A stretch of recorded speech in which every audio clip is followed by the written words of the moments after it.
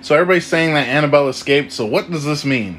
Well, if you don't know the history behind Annabelle, in 1970 a student nurse was given this doll as a gift, thinking it was just a regular Raggedy Ann doll, but boy was she wrong. So after the doll started doing some not okay things, they had a psychic medium come in, and basically that's when they discovered that the name of the spirit that's attached to the doll is called Annabelle.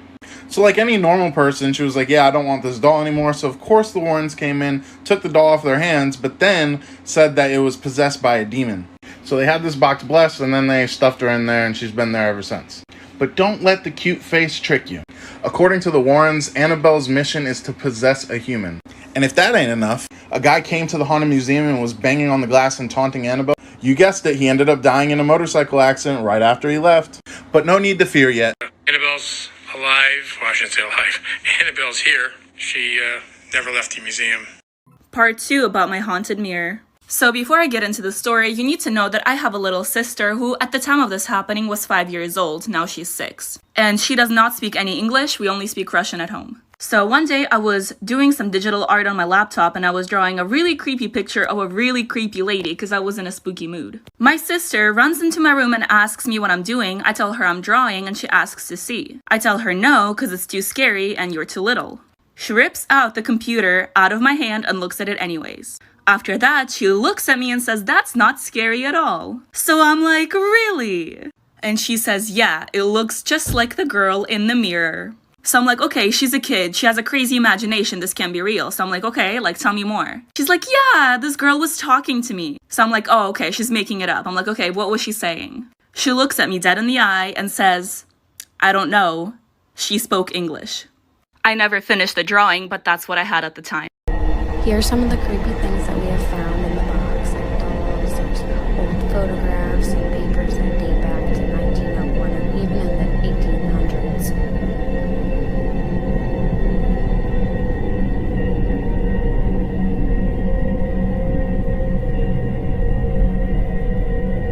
We will be contacting our landlord in hopes of finding the owner to these items, and everything is put away nice and neat for those of you concerned.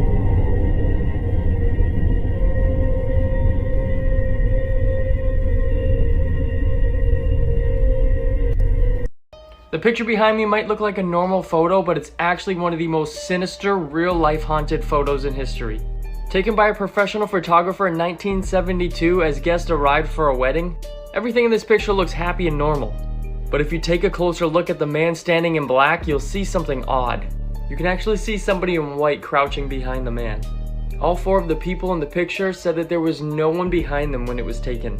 The photographer said the same thing, and that it would be impossible for someone to crouch behind them without him seeing them. This is a better picture where you can actually see the guy's legs, and then in the top you can see his eyes. The picture was even examined by police photographers, and they confirmed that it was genuine.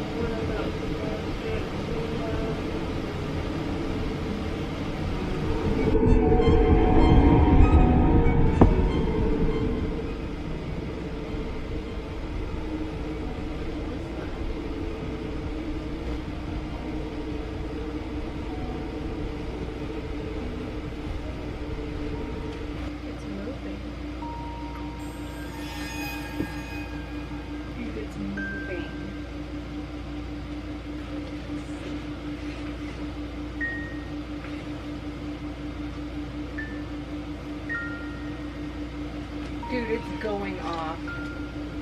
Chris. He's literally playing music. Guys, my camera shut off, but we just woke up and the Jack in the Box literally fell.